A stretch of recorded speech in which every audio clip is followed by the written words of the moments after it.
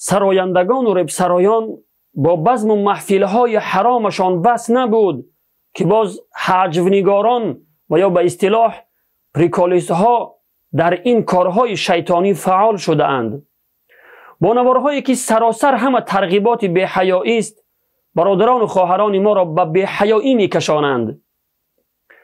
صحنه‌های از خیانت‌های زن و شوهری را به نمایش میگذارند که البته تأثیر بد خود را در قلب جوانان این امت میگذارد.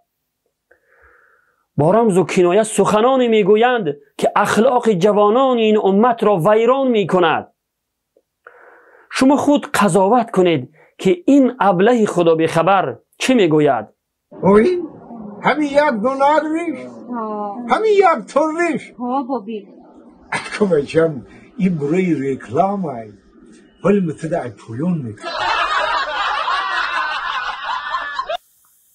حجونگار مشهور با تخلص بابای میرگن با ثبت کردن این نوار شیطانی و پهن کردن آن در شبکه ها خیال میکند که خیلی کار خوبی انجام داده است، بیخبر از آن که در بین امت محمدی بی‌حیایی را پهن کرده گناه بزرگی را مرتکب می شود.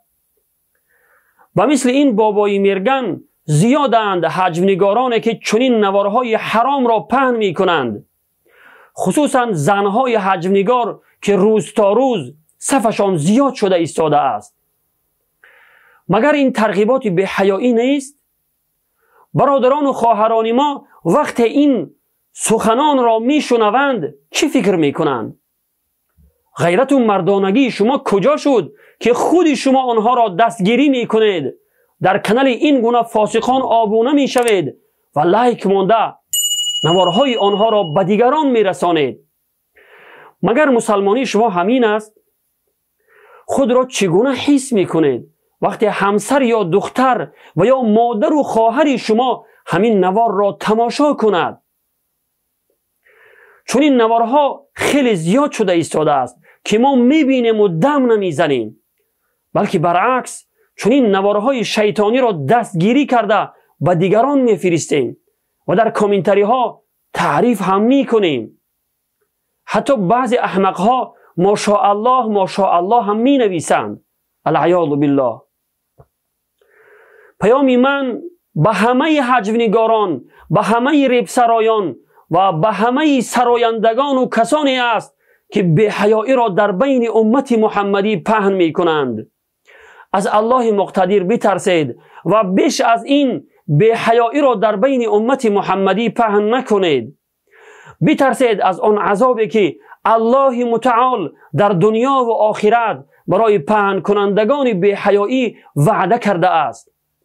به آیات 19 سوره نور یک نظر اندازید، خودتان میفهمید که برای پهن کنندگان بی‌حیایی چگونه وعید سختی آمده است.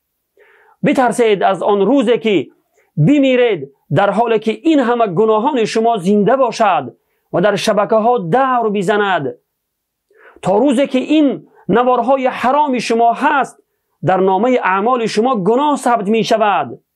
آیا باری هم عاقبت این کار ناروای خود را اندیشه کرده اید؟ خداوند حق را بر ما نشان دهد و پیروی کردن را از آن توفیق عطا فرماید و باطل را، کار حرام و ناجایز را به ما نشان دهد و پرهیز کردن و دوری جستن از آن را برای ما توفیق عطا فرماید. و السلام علیکم و رحمت الله و برکاته.